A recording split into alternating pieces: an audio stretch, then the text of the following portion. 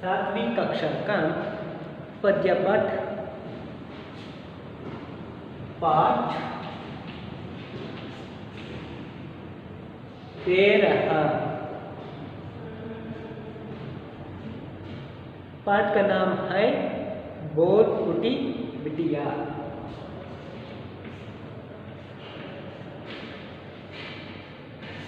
बोल उठी बिटिया।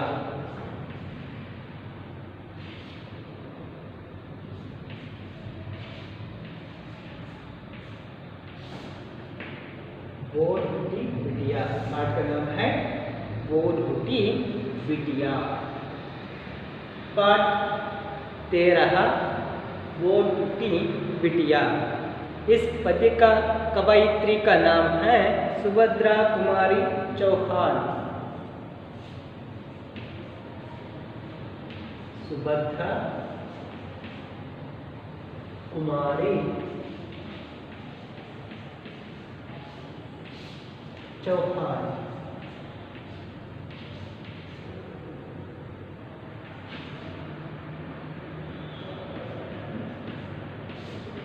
इस पद्य का कवयित्री का नाम है सुभद्रा कुमारी चौहान।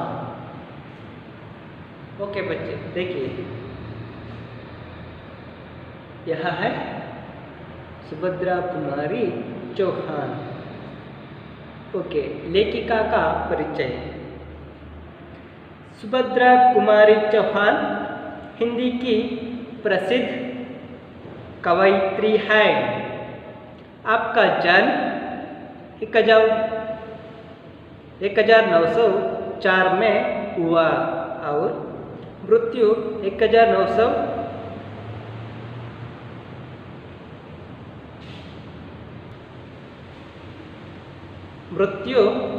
1948 को एक कार दुर्घटना में हुई।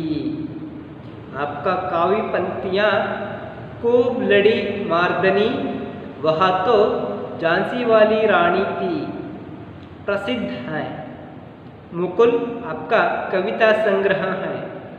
इसके अलावा आपका कहानी संकलन और शिशु साहित्य भी प्रकाशित हैं। सुभद्रा कुमारी चौहान हिंदी की प्रसिद्ध कवयित्री हैं। सुभद्रा कुमाರಿ ಚೌಹಾಣ್ ಅವರು ಹಿಂದಿ ಭಾಷೆಯ ಪ್ರಸಿದ್ಧ ಕವಯಿತ್ರಿ ಆಗಿದ್ದಾರೆ। ಇವರ ಜನ್ಮ आपका जन्म 1904 में हुआ। ಇವರ ಒಂದು ಜನ್ಮ 1904ರಲ್ಲಿ ಆಗುತ್ತೆ। 1904ರಲ್ಲಿ ಇವರ ಒಂದು ಜನನ ಆಗುತ್ತೆ। ಹಾಗೇನೆ उनकी मृत्यु 1948 को एक कार दुर्घटना में हुआ। ಅವರು 1948ರಲ್ಲಿ ಒಂದು ಕಾರಿನ ದುರ್ಘಟನೆಯಲ್ಲಿ ಅವರು ಮೃತ್ಯುವನ್ನು ಹೊಂದುತ್ತಾರೆ। 1948ರ ಒಂದು ಕಾರಿನ ದುರ್ಘಟನೆಯಲ್ಲಿ, ಕಾರ್ ಆಕ್ಸಿಡೆಂಟಲ್ಲಿ ಅವರು ಸಾವನ್ನು ಅಪ್ತಾರೆ।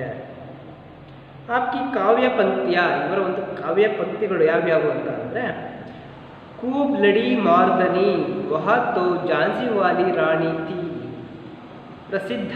ಇವರು ಬರೆದಿರ್ತಕ್ಕಂಥ ಪ್ರಮುಖ ಕಾವ್ಯ ಯಾವುದು ಅಂತಂದರೆ खूब लड़ी मार्दनी, वह तो झांसी वाली रानी थी। ಇದು ಅವರ ಪ್ರಸಿದ್ಧ ಒಂದು ರಚನೆ ಆಗಿದೆ। ಮುಕುಲ್ आपका ಕವಿತಾ ಸಂಗ್ರಹ है। ಮುಕುಲ್ ಎಂತಕ್ಕಂಥದ್ದು ಅವರ ಒಂದು ಕವಿತೆಗಳ ಸಂಗ್ರಹ। इसके अलावा ಇದನ್ನು ಹೊರತುಪಡಿಸಿ आपका कहानी संकलन और शिशु साहित्य भी प्रकाशित हैं। ಇದನ್ನು ಹೊರತುಪಡಿಸಿ ಅವರು ಕಹಾನಿ ಸಂಕಲನ, ನಾಟಕಗಳ ಸಂಗ್ರಹ ಮತ್ತು ಶಿಶು ಸಾಹಿತ್ಯವನ್ನು ಕೂಡ ಅವರು ರಚನೆಯನ್ನು ಮಾಡಿರುವರು। ಈ ಪದ್ಯವನ್ನು ಬರೆದಿರ್ತಕ್ಕಂಥದ್ದು ಕೂಡ ಸುಭದ್ರಾ ಕುಮಾರಿ ಚೌಹಾನ್। ಓಕೆ ನೋಡಿ ಮಕ್ಕಳು, ಒಂದು ಬಾರಿ ನಾನು ಈ ಪದ್ಯವನ್ನು ಓದುತ್ತೇನೆ। मैं बचपन को बुला रही थी, बोल उठी बिटिया मेरी, नंदन वन सी फूल फूटी, यह छोटी सी कुटिया मेरी।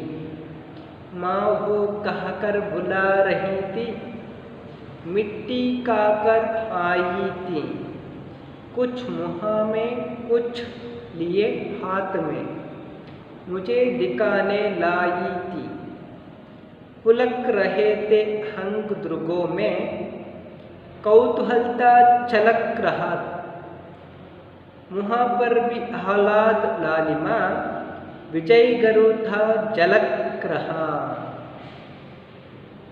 ओके बच्चे देखिए, मैं का अर्थ आप सब लोग जानते हैं। मैं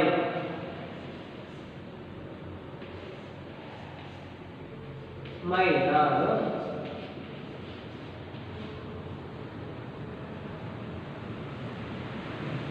बचपन को बुला रही थी, मैं बचपन को बुला रही थी, बचपन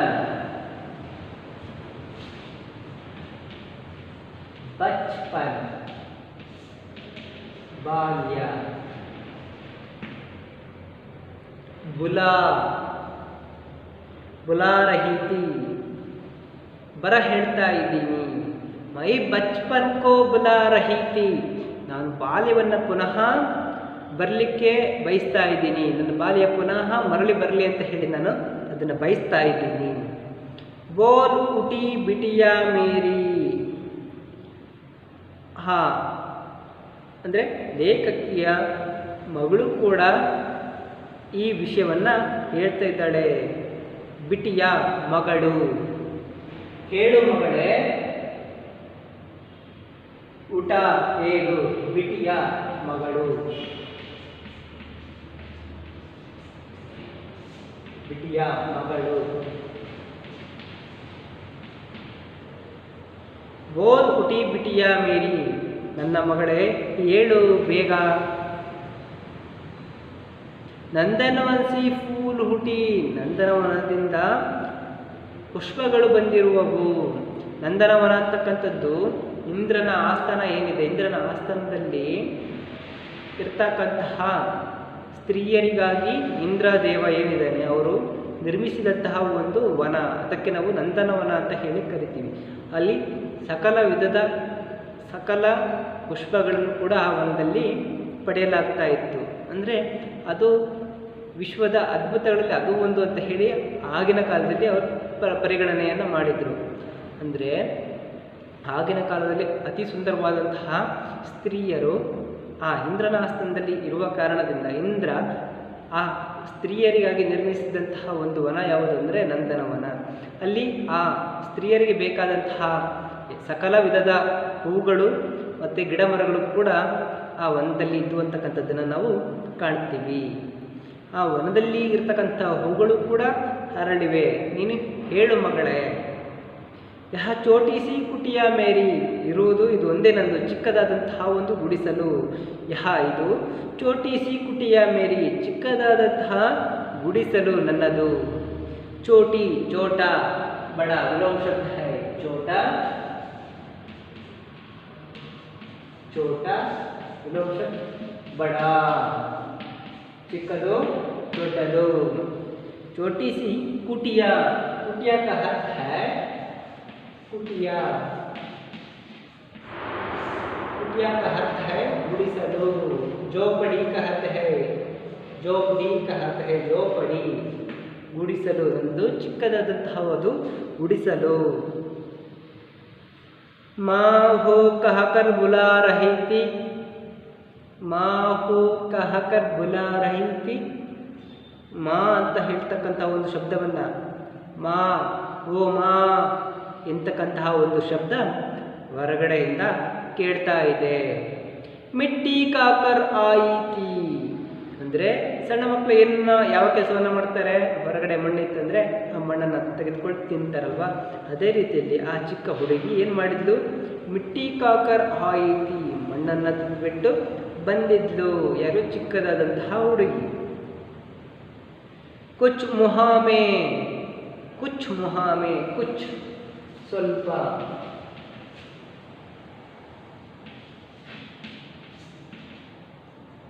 कम ಅಂದರೆ ಸ್ವಲ್ಪ.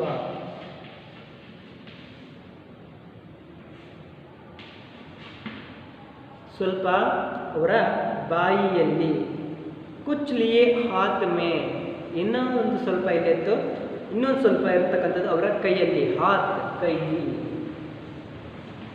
ಹಾತ್ ಕೈ, ಹ್ಯಾಂಡ್, ಮಿಟ್ಟಿ,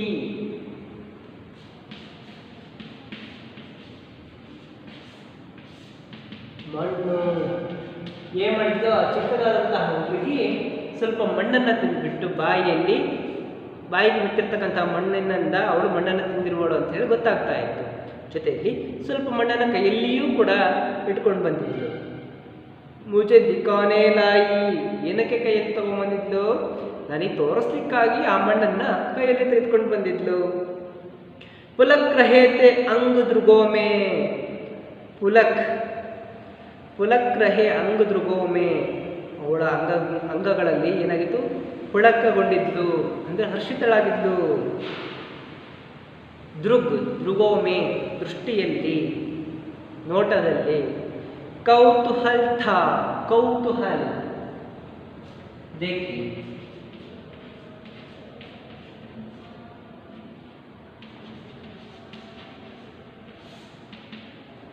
कौतूहल, कौतूहल का अर्थ है आश्चर्य,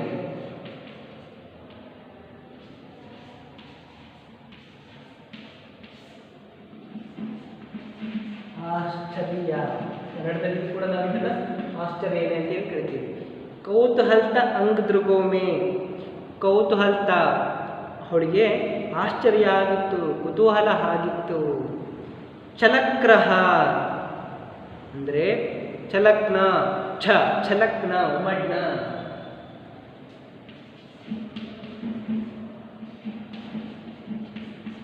ಛಲಕ್ನ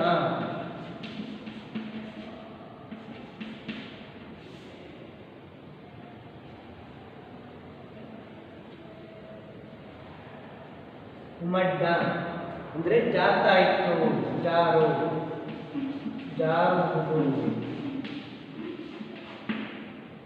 ಅಂದರೆ ಕುತೂಹಲ ಅಂತಕ್ಕಂಥದ್ದು ಅವಳಲ್ಲಿ ಜಾರ್ತಾ ಇತ್ತು, ಹೊರಗಡೆ ಬರ್ತಾ ಇತ್ತು ಕುತೂಹಲ ಅಂತಕ್ಕಂಥದ್ದು.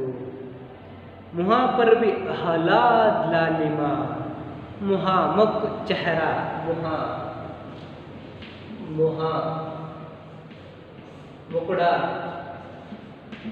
चेहरा, मुख, यह सभी पर्यायवाची शब्द है. मुख, मुहा, चेहरा. मुख में आह्लाद लालिमा, आह्लाद आनंद, आह्लाद,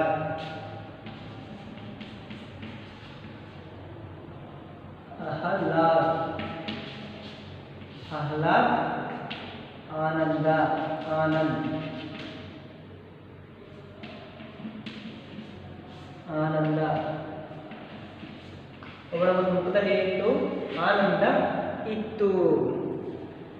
ಲಾಲಿಮಾ ಪ್ರಸನ್ನತಾ, ಅವಳ ಒಂದು ಮುಖದಲ್ಲಿ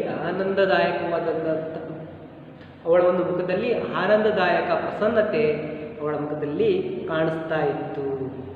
ವಿಜಯ್ ಗರ್ವ, ಅವಳ ಒಂದು ಮುಖದಲ್ಲಿ ವಿಜಯ ಗರ್ವ ಅಂದರೆ ನಾನು ವಿಜಯದಿಂದ ಗೆದ್ದಿದ್ದೇನೆ ಎಂಬಂತಹ ಒಂದು ಗರ್ವ, ಒಂದು ಜಂಬ ಏನಿತ್ತು ಅವಳಲ್ಲಿ ಇತ್ತು.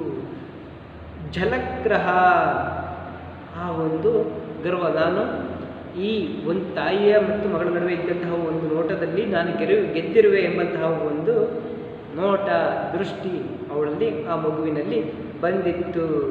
ವಿಜಯ್ ಗರ್ವತ ಜಲಕ್ರಹ ಪ್ರಕಟ್ ಹೋನ ಅಂದರೆ ಆ ಒಂದು ವಿಜಯದಲ್ಲಿ ನಾನು ಗೆದ್ದಿದ್ದೆ ಎಂಬಂತಹ ಒಂದು ಭಾವ ಆ ಮಗುವಿನಲ್ಲಿ ಬಂದಿತ್ತು. ಓಕೆ ಮಕ್ಕಳ, एक बार इस पद्य को हम बताता है, आप जरा ध्यान से सुनिए.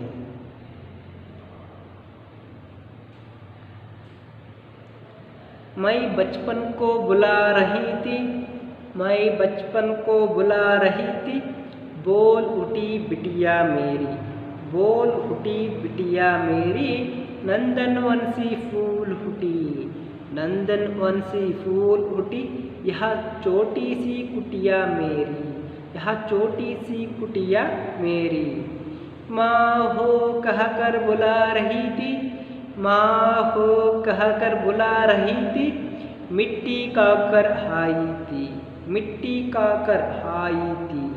कुछ मुँह में कुछ लिए हाथ में, मुझे दिखाने लाई थी, मुझे दिखाने लाई थी, मुझे दिखाने लाई थी। मैं बचपन को बुला रही थी, बोल उठी बिटिया मेरी। नंदन वन सी फूल उठी, यह छोटी सी कुटिया मेरी। पुलक रहे थे अंग ध्रुगों में, पुलक रहे अंग ध्रुगों में, कौतूहलता छलक रहा, कौतूहलता छलक रहा। वहाँ पर भी आह्लाद, वहाँ पर भी आह्लाद लालिमा, वहाँ पर भी आह्लाद लालिमा। विजय गरु था झलक रहा, विजय गरु था झलक रहा। ओके बच्चे, देखिए इस पद के साथ होने वाला प्रश्न इसी तरह रहते हैं। बिटिया क्या कहकर, बिटिया क्या कहकर आई थी, बिटिया क्या कहकर बुला रही थी। बिटिया माँ कहकर बुला रही थी। बिटिया क्या कहकर आई थी, बिटिया मिट्टी कहकर आई थी। बिटिया की आंखों में क्या झलक रहा था, बिटिया की आंखों में कौतूहल झलक रहा था। बिटिया ಏನಂತ ಹೇಳಿ ಕರೀತಾ ಇದ್ಲು, बिटिया ಮಗಳು ಮಾ कहकर बुला रही थी, ಮಾ ಅಂತ ಹೇಳಿ ಕರೀತಾ ಬರ್ತಾ ಇದ್ಲು। बिटिया क्या कहकर आई थी, ಏನನ್ನ ತಿಂದು ಬಂದಿದ್ಲು बिटिया, बिटिया ಅಂದರೆ ಮಗಳು मिट्टी का कर आई थी, मಣ್ಣನ್ನು ತಿಂದು ಬಂದಿದ್ಲು। बिटिया की आंखों में क्या झलक रहा था, बिटिया ಅಂದರೆ ಮಗಳ ಒಂದು ಕಣ್ಣಿನಲ್ಲಿ ಏನು ಕಾಣಿಸ್ತಾ ಇತ್ತು, ಮಗಳ ಒಂದು ಕಣ್ಣಿನಲ್ಲಿ ಕೌತೂಹಲ ಅಂತಕ್ಕಂಥದ್ದು ನಮಗೆ ಕಾಣಿಸ್ತಾ ಇತ್ತು। ಈ ಪದ್ಯದಲ್ಲಿ ಬರ್ತಕ್ಕಂತಹ ಕೆಲವು ತುಕಾರಾಂತ ಶಬ್ದಗಳನ್ನು ನೋಡೋದಾದರೆ ಬಚ್ಪನ್ ನಂದನ್ ವನ್, ಬಿಟಿಯಾ ಕುಟಿಯಾ, ಹಾಯಿ ಲಾಯಿ ಲಾಯಿ, ಜಲಕ್ ಝಲಕ್, ಈ ರೀತಿಯಾಗಿರ್ತಕ್ಕಂತಹ ಪದಗಳನ್ನು ನಾವು ನೋಡಬಹುದು। ಇನ್ನು ಹೆಚ್ಚಾಗಿ ವಿಲೋಮ ಶಬ್ದಗಳನ್ನು ನೋಡೋದಾದರೆ ವರದಾನ್ ಶ್ರಾಪ್ ಯ ಅಭಿಶಾಪ್, ಸುಖ್ ದುಃಖ, ಬಲವಾನ್ ಬಲಹೀನ್, धनी निर्धनी, जीवन मरण, सुबह शाम, इतना इतना उतना, पवित्र अपवित्र, ಹೀಗೆ ಹಲವಾರು ಶಬ್ದಗಳನ್ನು ನಾವು ಪಟ್ಟಿ ಮಾಡಬಹುದಾಗಿದೆ।